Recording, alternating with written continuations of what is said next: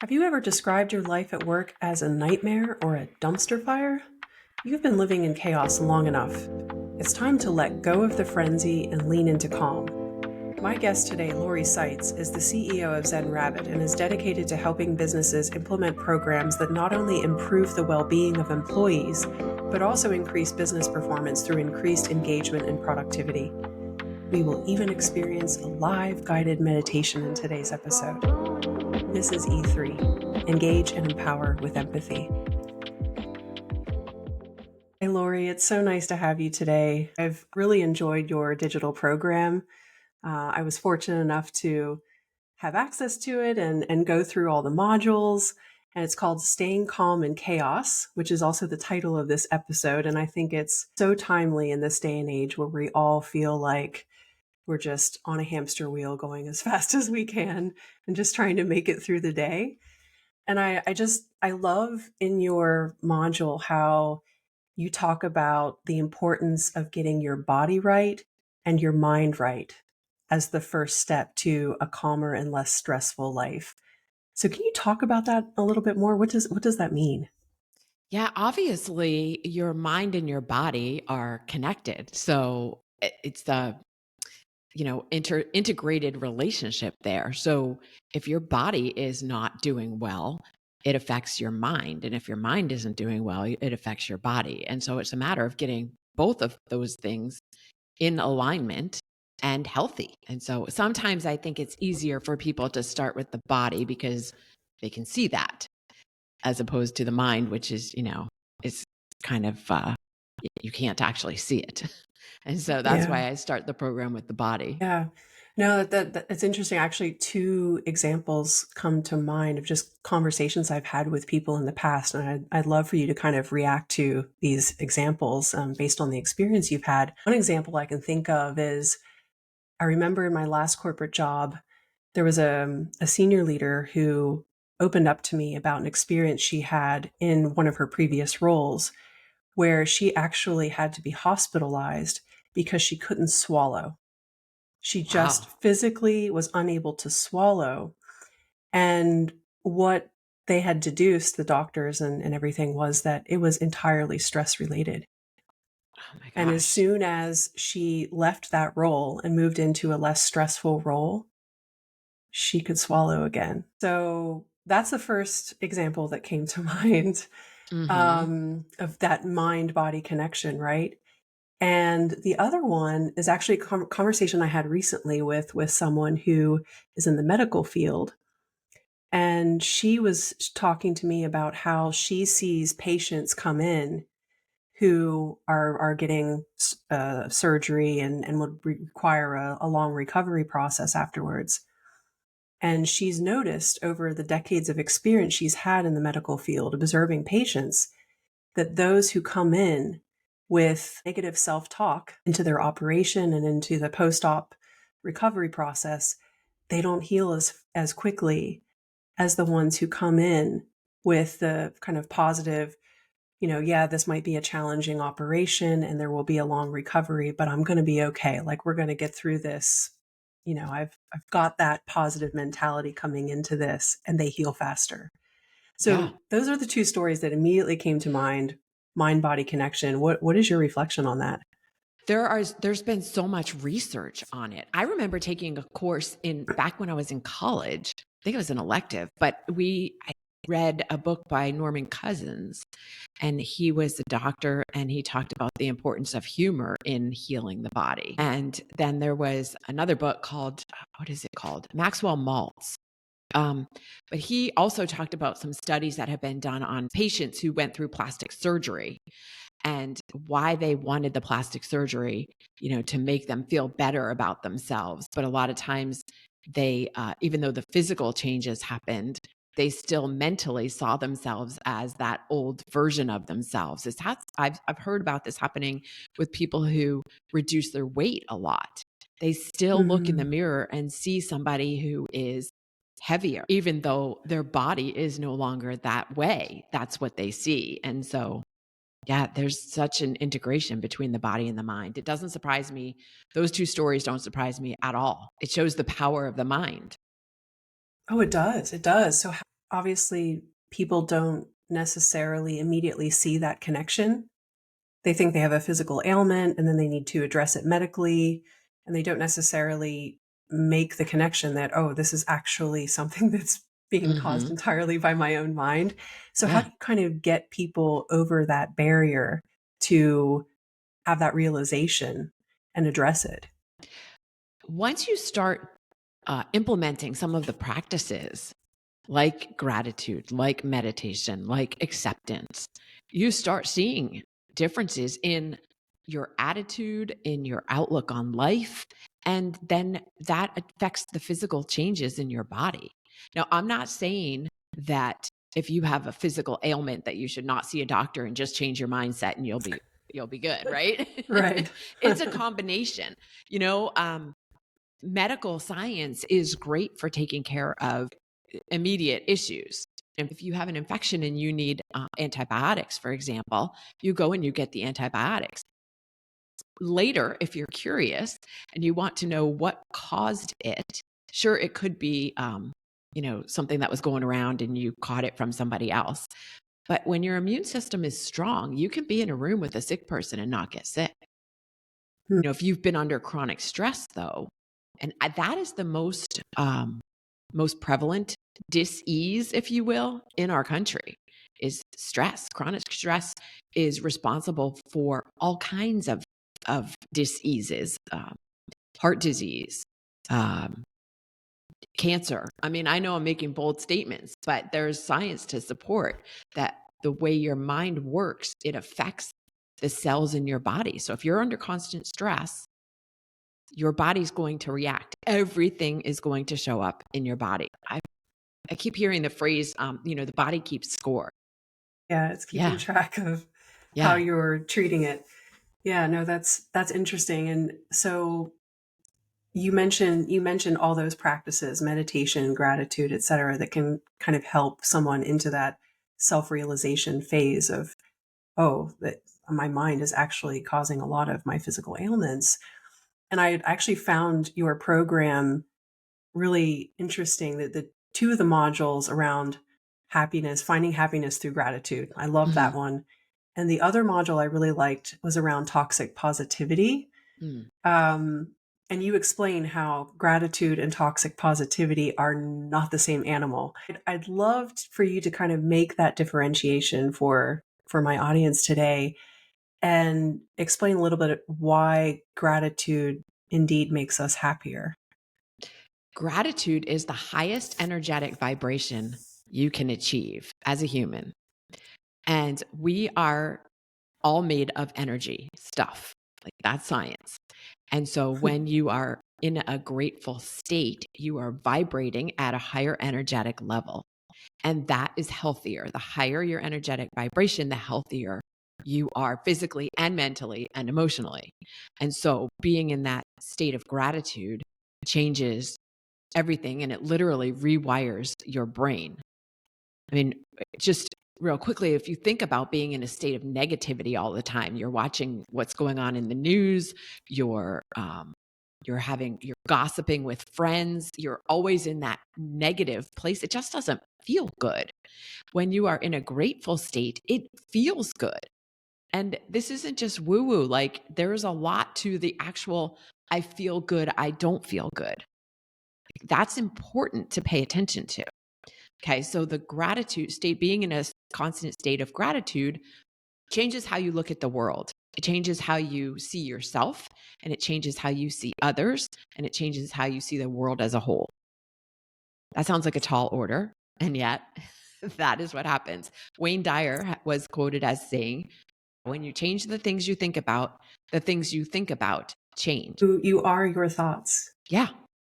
You Yeah. are your thoughts. You You become your become your thoughts. thoughts. So, to address Hmm. the toxic positivity part of it, so gratitude is, can you find gratitude in every situation, even if it doesn't look all that appetizing at the beginning?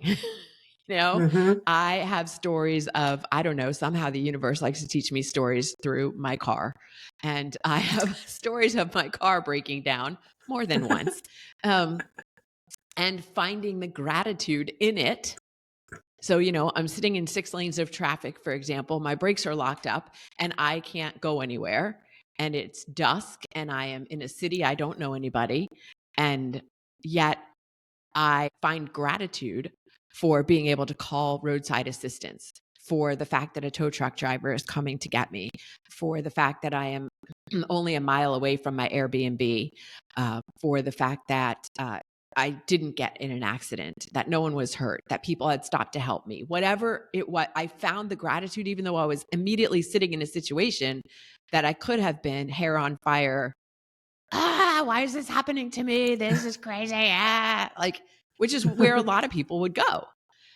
But can you find the gratitude in that situation, even though it's unappetizing?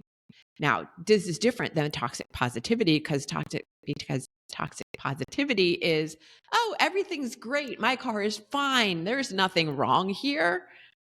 And kind of whitewashing a situation that is challenging. Like, we're not saying it's not challenging.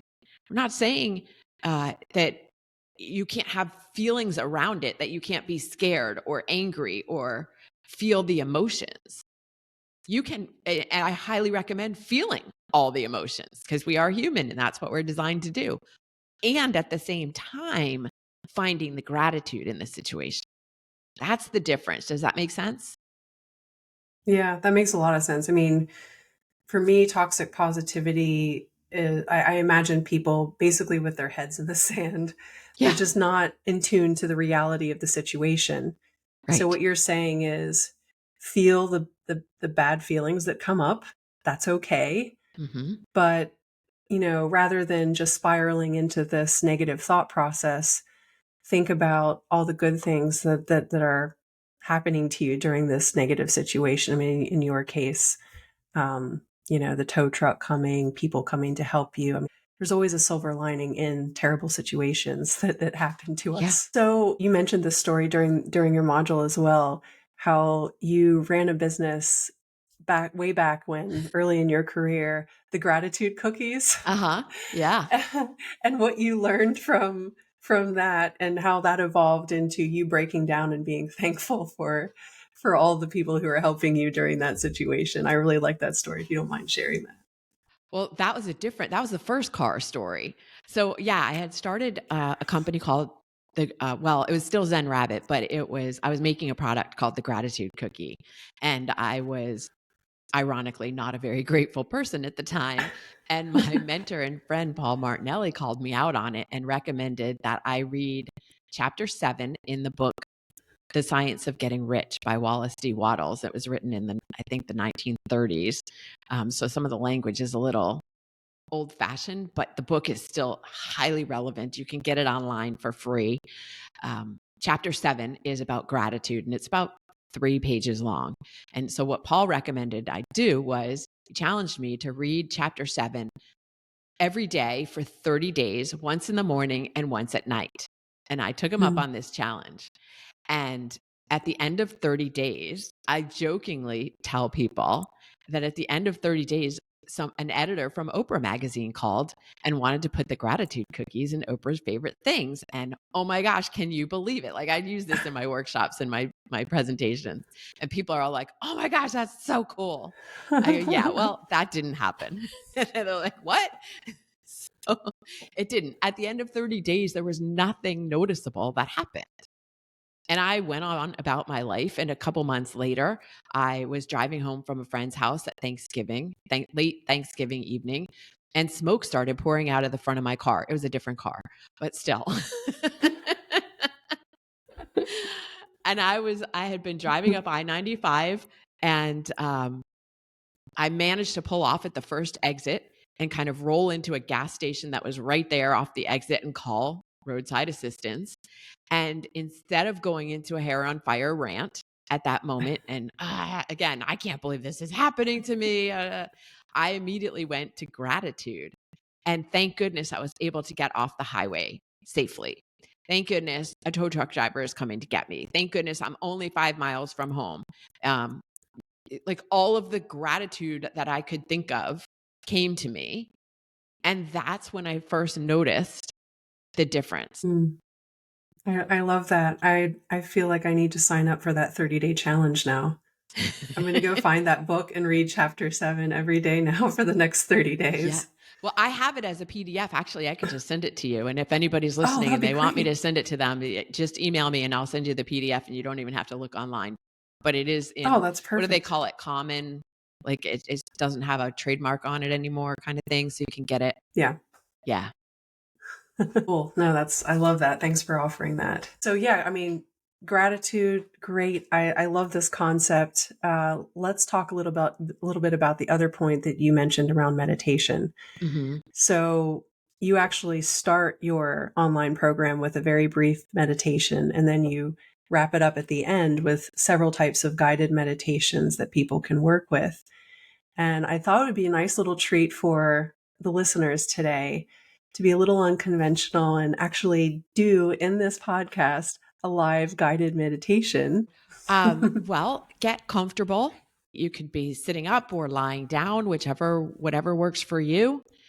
And take a deep breath and close your eyes. So let's count down from 5 to 1, relaxing into a deeper and deeper state of being with each breath in and out. Breathe in, 5. Breathe out, 4. Breathe in, 3. Breathe out, 2. Breathe in, 1. Now let that breath go. Just let it go. Feel your shoulders relax away from your ears and your neck relaxing, and your shoulders relaxing all the way down to your arms, your fingers, your torso. Let everything go. And what does gratitude feel like? Let's imagine it feels like warm water washing over your entire being. It's like someone you love and you haven't seen in a long time wrapping their arms around you in a long embrace. It's like a golden white light pouring into your head and flowing gently down to your neck, your shoulders, your arms, your hands and fingers down to your chest and abdomen, into your hips and legs, all the way down to your feet and toes. Now your entire body is filled with this golden white light. Bring to mind something you feel blessed to have in your life: a person, a pet, an ability. Hold an image of that being or thing for a moment. Focus on sending love and light to that image. What color is that light? It doesn't need to be any particular color, just notice what it is. Feel how that feels. If your mind is wandering, gently bring it back. What else can you bring to mind that you're grateful for? Was there something nice that happened for you today or in the past week? Did someone hold a door for you? Did you get an opportunity to participate in a cool project? What is an experience you had recently that you can feel appreciation for?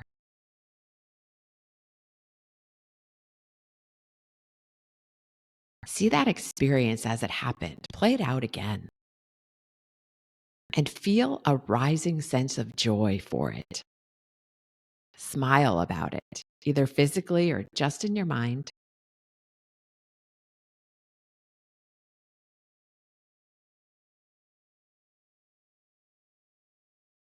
Put your hand on your heart and take a deep breath.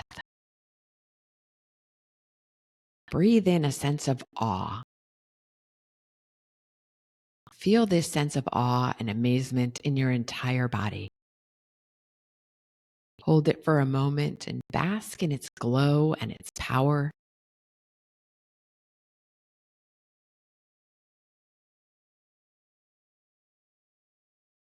Okay, let's get ready to come out of this meditation now, and you can bring this sense of joy with you. We're going to count from 1 to 5. When we get to 5, you'll move your fingers and toes, open your eyes, feeling refreshed, rejuvenated, and joyful. Take a deep breath in. 1. Breathe out. 2. Breathe in. 3. Breathe out. 4. Breathe in. 5. Move your fingers and toes. Breathe out.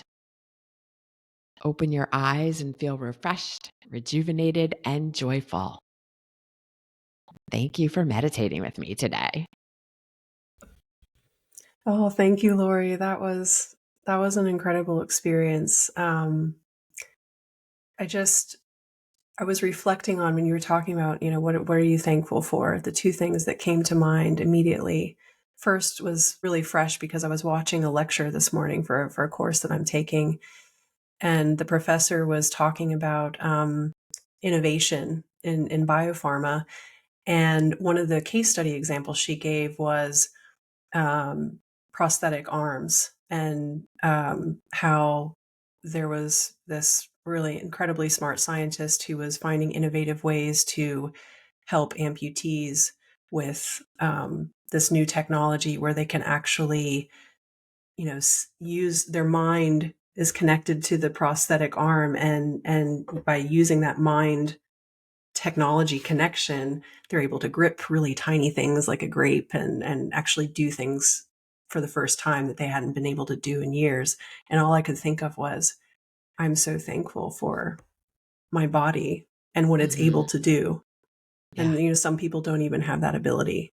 Right. So that was the first thing that I thought of. And the second thing I thought of was when my father was in town a couple weeks ago, he sat and spent several hours of his time just talking through how he started his own business, since I'm also looking to start my own business. So, he didn't have to do that. He wanted to do it. He dedicated the time, and I was really grateful for that. And just being able to take the time and think about the gratitude for the things that we just often take for granted in our lives. Yeah. It's Yeah. just it brings such a good feeling to you. I mean, and that was just a few minutes of my Right. time Yeah. together with you, guiding me through that. What a Yeah. gift. That's one of the things that, I hear a lot is I don't have time to meditate. The reason why people don't do it is I don't have time. And we just, I don't know that was less than 5 minutes, I think, did that. And it changes your whole physiology and your whole outlook. And it will It change how does. you go through the rest of your day. It's incredible. I mean, imagine, I feel like now, as part of the 30-day gratitude challenge, I want to read those 3 pages and then do the meditation that we just did together. Okay. Yeah. I Yeah. mean, imagine the impact, because you had to do it, in the morning and in the evening? Yes. That was what you were Twice a challenged to day. do? Yes. Yeah, Twice a I day. like that And idea. I mentioned that it was written in, I think it was the 1930s. It is amazing when you go back and read it now that it is just as relevant in terms of Hmm. what he's talking about. The same, because humans are the same. Well, exactly. That's what I was just going to say. Humans are humans, whether it's in the 1930s or in the 21st century. Yeah, but when you read that chapter, you'll see what I'm talking about. It's crazy how relevant it is. But yes, and to your point about the story where the lecture you were listening to this morning, again, the power of the mind to control the body. That's right. You know what? Hadn't even thought about that. We just started our episode talking about that, and Yeah, that's a scientific example of how the mind is controlling a technology, a device that's connected yeah, to your body. right, right. So, Amazing. and again, that's why it's so important to be careful of what you're putting into your mind. What are you feeding not just feeding your body. Of course, a lot of people are aware that what you put in your body affects how it runs, right? If you put the wrong kind of gas in your car, it's not going to run. If you're putting the wrong kind of foods into your body, it's not going to function optimally. It's the same with the mind. If you're not feeding it healthy inputs, positive things that make you feel good, you're just feeding it the negativity we talked about earlier, it's not going to work optimally. Feed your mind Absolutely. the uplifting, positive, inspiring information, and you will find that you are more creative, innovative, happier. Your relationships are better. You sleep better. That really the domino effect. Yes. Across your entire life. Yeah. Well, thank you for opening my eyes to this really important topic, Lori. This was a really inspiring conversation. I'm sure my listeners felt the same, and hopefully all of you benefited from this lovely guided meditation that Lori gave. If you're interested in working with Lori, or you want to know more about her course, which by the way I highly recommend. I went through the whole thing and it was extremely helpful. You can visit her website at stayingcalminchaos.com. And Lori also has her own podcast called Fine is a 4-letter word, and you can find it on all the usual podcast platforms, Google, Spotify, Apple, if you're interested in learning more about her podcast. So thank you so much, Lori, for coming onto the show today. Thanks for inviting me, Rebecca. Thank you. It's been fun.